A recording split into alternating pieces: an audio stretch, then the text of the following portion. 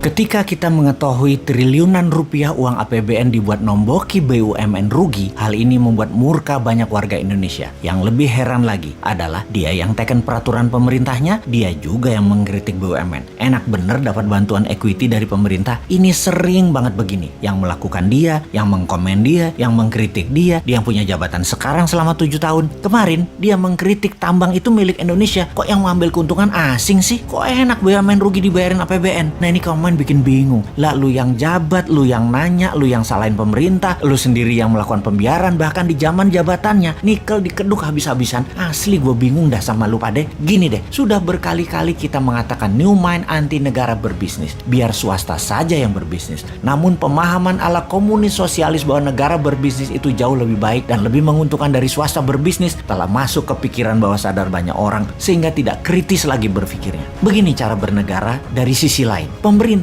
adalah regulator. Ngerti? Regulator. Wasit pelaksana aturan dan pembuat aturan yang memudahkan anak bangsa berkarya. Berkarya secara maksimum. Mengurangi atau menahan asing berkuasa. Mendistribusikan kekayaan kepada rakyat. Membuat rakyat sehat, sejahtera, dan berpendidikan. Serta memberikan peluang yang sama pada setiap anak bangsa. Negara memajaki jasa mereka yang telah negara permudah berusaha tadi sehingga mendapatkan keuntungan yang banyak. Di sisi positif lainnya, pengusaha bisa membuka lapangan pekerjaan. Ingat, lapangan pekerjaan itu yang membuka swasta, bukan pemerintah. Ingat ya, bukan negara yang membuka lapangan kerja, tapi aturan dan kebijakan pemerintah yang bijaklah yang membuat lapangan kerja tadi lebih banyak. Negara jadi kaya bukan karena negara berbisnis, tapi rakyat dibuatkan peluang yang fair, yang sama, sehingga yang pinter, yang rajin, yang hemat, yang santun, yang sukses. Bukan yang jabat, yang korupsi, yang memanfaatkan jabatan, yang kaya. Atau bukan pengusaha yang main dengan pejabatnya yang nambah kaya karena merubah peraturan. Sama, politikus adalah pengawal pemerintah, membuat undang-undang yang melincahkan pemerintah untuk membantu rakyat. Yang terakhir, fungsi kontrol serta administrasi pemerintah saat ini acak kadut. Sudah 7 presiden tidak rapih, lemah, dan banyak bolongnya. Ditambah PNS yang one prestasi, yang tidak taat, yang nakal, tidak bisa dipecat. Itu aja urusan pemerintah dan politikusnya. Jangan berbisnis. Bisnis dan usaha itu ranah swasta, ranah rakyat yang tidak memiliki jabatan. Jadi kembali ke BUMN, bahwa jika apple to apple membandingkan bisnis pasar bebas, BUMN sudah keok sejak dulu. BUMN itu dilindungi peraturan dan diberikan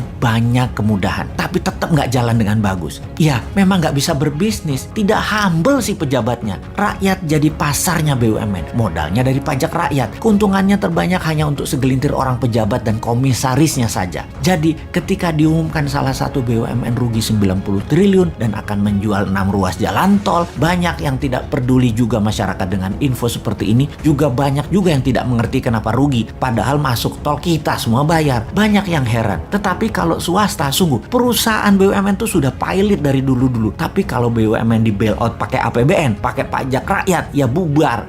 Rakyatnya tetap masih percaya loh BUMN itu penting. Kok bisa ya? Dikira kalau swasta kaya negara miskin gitu ya. Padahal sebaliknya, kalau swasta kaya negara menjadi sangat kaya. Tiongkok itu kaya swastanya. Di luar negeri untuk mencaplok ekonomi negara lain baru pakai BUMN Tiongkok. Jadi BUMN Tiongkok tuh pahlawan devisa. Swasta Tiongkok main di dalam negeri dan yang bermain di luar negeri itu BUMN. Kita lanjut. Ketika flag carrier airline kebanggaan nasional Garuda Indonesia sebelum Covid saja sudah keok, ditambah PPKM sekarang dengan macam-macam aturan membuat traveler berkurang hingga lebih 50%. Sekarang kemungkinan gagal restrukturisasi semakin besar. Nama kebanggaan Garuda akan jadi pelita air melindungi diri dari tuntutan investor, di mana sebentar lagi APBN juga yang akan bayarin. Pastinya saat ini banyak lagi daftar BUMN yang merugi dan memiliki hutang yang menumpuk sangat besar. Bahkan aset jaminannya kalau diambil lender atau diambil investor, maka aset tersebut pasti jadi milik asing. Kembali mengingatkan di zaman jual BUMN dan perusahaan murah di tahun 2000-an, efek resesi ekonomi tahun 97-98 yang dijual murah di zaman Bu Mega. Sungguh kayaknya bakal tergadai lagi nih aset negara lewat BUMN yang salah kelola. Enggak ding, ternyata pilihannya adalah dibayari pakai APBN. Walaupun rugi dan terbukti jajarannya nggak bisa kerja, tenang, ada pajak yang galak buat membayari